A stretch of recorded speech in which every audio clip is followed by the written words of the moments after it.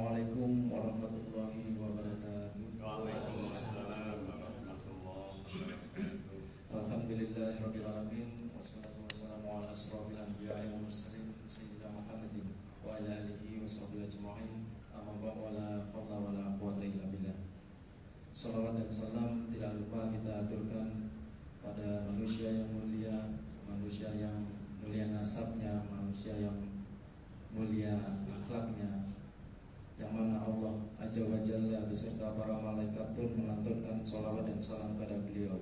Ialah Nabi besar Nabi Agung Muhammad sallallahu alaihi wasallam, yang insyaallah adalah panutan kita semua, dan semoga kita semua yang hadir di sini pada khususnya dan umat Islam pada umumnya dapat syafaat beliau kelak di yaumil akhir.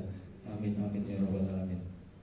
Alhamdulillah Bapak Ibu yang dirahmati Allah, sampai dengan saat ini kita masih diberikan nikmat-nikmat oleh Allah berupa nikmat kesehatan, nikmat iman, dan tentunya nikmat Islam, sehingga kita dapat berkumpul pada majelis ilmu ini yang insya Allah mengangkat tema Sirah Nabawiyah yang episode ke-7.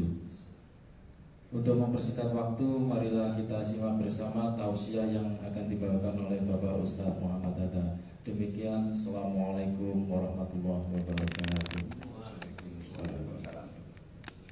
Bismillahirrahmanirrahim. Assalamualaikum warahmatullahi wabarakatuh.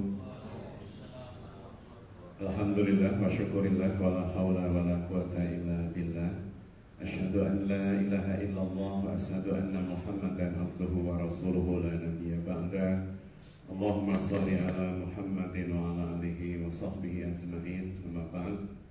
Alhamdulillah Bapak Ibu rekan-rekan yang dirahmati Allah, kembali kita bisa bermuajahah di waktu yang kiranya Allah menetapkan keberkahan atas kita semua, di waktu duha dan di tempat yang insya Allah penuh berkah, karena ini adalah tempat kita sujud rukuk kepada Allah. Nyaman, desain interiornya bagus gitu ya. Rasa-rasanya sayang kalau kemudian kita di BI tidak mampir ke masjidnya gitu ya. Dan semoga setiap dikumandangkan azan, masjid ini penuh dengan seluruh karyawan dan pimpinan yang ada di BI. Salawat salam semoga senantiasa teritikad bi qalbi wa qulubil lisan wa la bil arkan ala Rasulillahi sallallahu alaihi wasallam. Bapak Ibu rekan-rekan yang dirahmati Allah, terakhir kemarin kita di lantai 5 kita sempat membahas ya bagaimana ujung dari kisah perjuangan Rasulullah sallallahu alaihi wasallam di Makkah bersama dengan para sahabat, dengan tantangan dan tantangan dakwah yang luar biasa sampai memasuki tahun-tahun yang kemudian disebut dengan Amul Huzn atau tahun kesedihan. Jadi Rasul juga manusia seperti panjenengan dan saya. Bahkan di dalam Al-Quran Allah menyebut kalimat Rasul ya, menyampaikan kalimat Rasul, Ana basyarum mislukum ya. Rasul menyampaikan, saya manusia seperti kalian. Artinya beliau juga bisa merasakan pedihnya hati ya, galau, khawatir, kadang juga ada rasa takut ya, karena Rasul juga manusia. Takutnya itu bukan takut terhadap apa dan siapa, takut kalau umatnya tidak selamat. Ini takut yang berpahala itu ya. Takut jika umatnya tidak selamat, takut jika ada umatnya yang terlempar di dalam neraka jahanam dan seterusnya. Sehingga karena ketakutan itulah yang mentenagai beliau, menjadi kekuatan bagi beliau untuk kemudian menyelamatkan umat sebanyak mungkin yang beliau mampu dan beliau bisa. Karena beliau juga menyadari bahwa hidayah itu bukan dari beliau tapi dari Allah Subhanahu wa Ta'ala. Baik, Bapak Ibu rekan-rekan yang dirahmati Allah, kita akan lanjutkan bahasan kita di ujung tahun kesedihan ya, di ujung tahun kesedihan, yakni di tahun ke-10 kenabian. Tahun ke-10 kenabian itu beda dengan 10 Hijriah. Jadi kalau tahun ke-10 Hijriah itu berarti Rasul sudah di Madinah. Tapi kalau disebut tahun ke-10 kenabian, Rasulullah masih di Makkah. Karena Rasul di Makkah itu sampai tahun ke-13 kenabian. Di tahun ke-10 kenabian, ketika Rasulullah Shallallahu Alaihi Wasallam ya, mengalami pemboikotan sampai kemudian wafatnya istri beliau, Ibunda Khadijah Al-Kubra, Ummul Mukminin radhiyallahu anha, kemudian meninggalnya paman beliau Abu Thalib, kemudian beliau sempat dakwah di Taif ya, sempat kita bahas juga bagaimana Rasul dilempari batu di Taif, berdarah-darah dan seterusnya. Maka kemudian di ujung semua itu Rasulullah SAW dihibur oleh Allah. Nah, sekarang kita akan coba melihat bagaimana cara Allah menghibur nabinya, yang insya Allah cara ini juga bisa kita lakukan untuk menghibur orang-orang dekat kita yang mengalami kesedihan berlipat-lipat. Jadi Rasul mengalami kesedihan berlipat-lipat karena paman meninggal, istri meninggal, dakwah ditolak, di Taif dilempari batu dan seterusnya. Maka di titik itulah kemudian Allah Subhanahu wa taala memberikan hiburan pada beliau. Yang pertama surah Yusuf diturunkan, sempat kita bahas di lantai 5 kemarin. Kemudian di samping surah Yusuf diturunkan, yang kedua adalah Rasulullah dan di Isra dan Mi'rajkan oleh Allah. Dan ini salah satu cara Allah menghibur kekasihnya ya, Rasulullah SAW. Baik, seperti apa peristiwanya kita lihat bersama-sama bahasannya. Ini adalah bahasan yang disampaikan oleh Profesor Dr. Kiai Haji Fahmi Basya pada saat alumni ESQ berkumpul di gedung 165. 165 itu satunya tauhid, 6-nya rukun iman, 5-nya rukun Islam. Di gambaran perjalanan yang dialami oleh Rasulullah SAW dari sini. Nah, dari Baitullah, insyaallah bagi yang sudah pasti pengen lagi, yang belum pengen banget. Ngaten nggih? Semoga dimudahkan Allah panjenengan semua untuk ziarah Makkah Madinah, bisa menikmati suguhan terbaik Allah Subhanahu wa taala. Nah, berangkat dari sini Rasulullah dari Masjidil Haram. Nabi berangkat dari Masjidil Haram. Dari sini Nabi berangkat pada satu malam. Ya, tentu bentuknya dulu tidak seperti ini. Masjidil Haram amat sangat sederhana.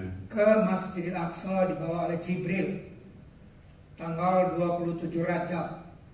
Ya, di tanggal 27 Rajab tahun 10 kenabian, beliau bersamai oleh Jibril alaihi salam. Allah menyampaikan di dalam Al-Quran surah ke-17, surah ke-17 itu surah Al-Isra. Subhanalladzi asra bi abdihi laila. Maha suci Allah yang telah memperjalankan hambanya di malam hari. Jadi perjalanannya di malam hari ya. Diperjalankan oleh Allah. Diperjalankan itu berarti Rasul tak memiliki kuasa. Diperjalankan. Sama dengan perumpamaan yang disampaikan oleh almarhum Kiai Haji Zainuddin MZ. Itu perumpamaan yang bagi saya sangat logik, luar biasa. Kalau kemudian ada semut, itu ya, ada semut dari BI Kediri, kemudian kita minta dia pergi ke Surabaya. Menurut jenengan kalau dengan langkah seperti semut itu nyampe di Surabaya butuh waktu berapa? 2 bulan. 2 bulan, 3 bulan, atau 1 tahun? Enggak betul karena di Mojagung bingung. Jadi katakan 2 bulan, 3 bulan perjalanan. Itu kalau dia jalan sendiri. Tapi kalau kemudian dia nempel di baju kita, atau sengaja kemudian kita taruh di kotak korek api, kita bawa naik mobil itu ya. Kalau kemudian lewat tol dari sini kan paling 2 jam, nggak sampai bahkan. Kemudian ketika sampai di Surabaya, saya bawa pulang lagi ke sini 2 jam. Dia cerita sama temennya, aku dari Surabaya bolak-balik 4 jam, jam 7 berangkat, 11 sampai sini. Kira-kira temennya percaya nggak Pak? Nggak percaya. Kalimatnya embel itu ya, nggak mungkin gitu ya. Mosok Surabaya ini bolak-balik 4 jam. Itu karena semut berpikir dengan parameter semut itu ya, parameter jalannya semut. Makanya Allah sejak awal di ayat ini sudah menyampaikan Subhanalladzi asra bi abdihi laila minal masjidil haram ilal masjidil aqsa. Maha suci Allah yang telah memperjalankan, aku yang memperjalankan Muhammad, agar supaya nggak ada protes sebenarnya. Aku yang memperjalankan Muhammad di malam hari dari Masjidil Haram menuju ke Masjidil Aqsa. Dan yang membersamai Kanjeng Nabi itu Jibril. Jibril, malaikat itu makhluk yang tercipta dari cahaya.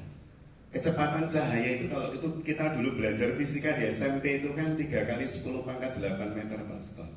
300.000 kilometer per detik itu kecepatan cahaya. 300.000 kilo per detik. Berarti Rasulullah kalau dengan Jibril itu 1 detiknya itu bisa berjalan 300.000 kilo. Itu mengelilingi bumi berarti 50 kali. 1 detik 5 kali, 5 kali mengelilingi bumi 1 detik. Itu bersama dengan Jibril. Apalagi jaraknya cuma 1.300 sekian kilo, maka hanya butuh waktu sepersekian detik, belum kedip sudah nyampe istilahnya.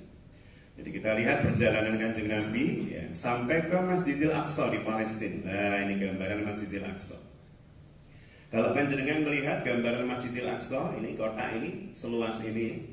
Nah, yang kubah hijau atau kubah biru ini tempat di mana Rasulullah ngimami para nabi di sini.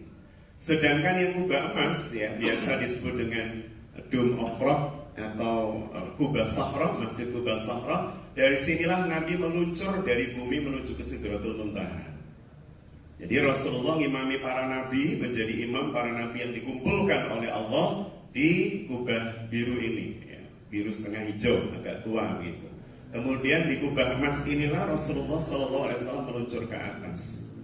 Maka disinilah kemudian ada batu yang menurut beberapa orang batunya melayang, padahal tidak. Batunya tidak melayang karena ada penyanggahnya tipis itu ya. Sehingga kadang kalau diambil fotonya dari angel yang khusus itu nggak kelihatan seperti batu terbang. Jadi batu itulah yang diinjak oleh Rasul ketika bergerak menuju ke Sidratul Muntaha. Ini Masjidil Aqsa. Ini Masjidil Aqsa. Ini Kubah Sahra,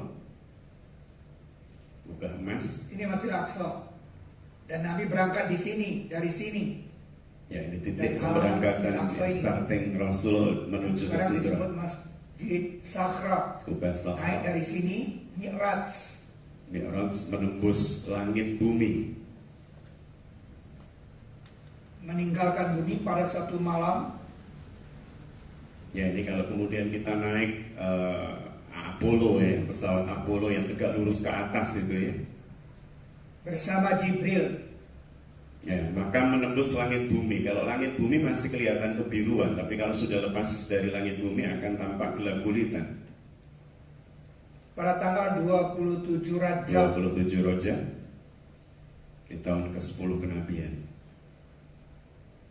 pada titik Firku Point melewati langit bumi. Jadi kalau kita keluar dari bumi ya gelap gulita seperti ini.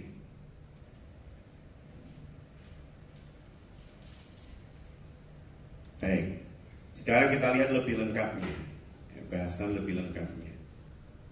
Kita renungkan sekarang firman-firman Allah yang berkaitan dengan Allah yang sedang menghibur nabinya dengan peristiwa Isra dan Mi'raj ini. Jadi kalau Isra itu perjalanan dari Masjidil Haram menuju ke Al-Aqsa, kalau Mi'raj itu dari Al-Aqsa menuju ke Sidratul Muntaha. Allah menyampaikan di dalam Al-Quran surah Al-Buruj ayat yang pertama, A'udzubillahi minasyaitonirrajim, Bismillahirrahmanirrahim.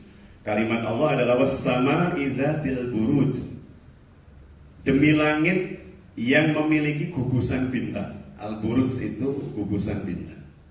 Gugusan bintang itu dalam ilmu astrofisika atau astronomi biasa disebut dengan galaksi. Jadi galaksi itu kumpulan bintang-bintang, jumlahnya bisa ratusan juta. Dan matahari yang kita lihat kalau kita keluar, kalau sekarang mendung ya. Kalau pas tidak mendung, kita keluar melihat matahari. Matahari itu satu di antara sekian banyak bintang. Jadi matahari itu bintang. Dia memancarkan cahaya sendiri. Kalau bumi kan planet ya, dia tidak memancarkan cahaya. Kalau bulan itu satelit karena dia memantulkan cahaya. Baik, kita lihat berikutnya. Ya, ini adalah galaksi, Pak. Ini gambaran galaksi Bima Sakti, galaksi kita yang dihuni oleh ratusan juta bintang. Jadi yang kecil-kecil berwarna putih bercahaya ini adalah bintang-bintang, termasuk matahari kita. Ya, kita lihat lebih detail lagi gambarannya. Bumi kita itu berada pada galaksi ini, galaksi Bima Sakti. Ya, kalau dalam surah Al-Buruj tadi disebutkan dengan was-sama'i dzatil buruj. Dan di langit terdapat gugusan bintang-bintang. Berada pada jarak, coba kita lihat ya, betapa dahsyatnya Allah mencipta semesta ini. Bumi kita berada pada galaksi Bima Sakti berada pada jarak 30.000 tahun cahaya. 30.000 tahun cahaya. Artinya apa? Artinya jarak bumi kita, jarak bumi dengan pusat galaksi ini, itu kalau kemudian kita bersama dengan Jibril tadi, kan Rasulullah tadi bersama Jibril ketika Isra. Jadi kalau kita bersama Jibril atau menaiki pesawat secepat cahaya, menaiki pesawat secepat cahaya. Teman-teman ada yang pernah ke Jepang ini? Pak Nasrullah mungkin? Yes. Mana Mas? Yes. Naik kereta Shinkansen, Mas. Wah keren. Kereta tercepat di Jepang. Yang kalau kita mau ke Jakarta itu sekitar 3,5 jam, Pak. Ya, dari Surabaya Jakarta itu cuma 3,5 jam. 400 sekian kilometer per jam. Nah, kalau kemudian kita naik kendaraan secepat cahaya, kita melihat itu aja, wah hebat, atau magnet ya, lebih hebat lagi, 500 sekian kilometer per jam. Jakarta Surabaya mungkin 2 jam udah nyampe.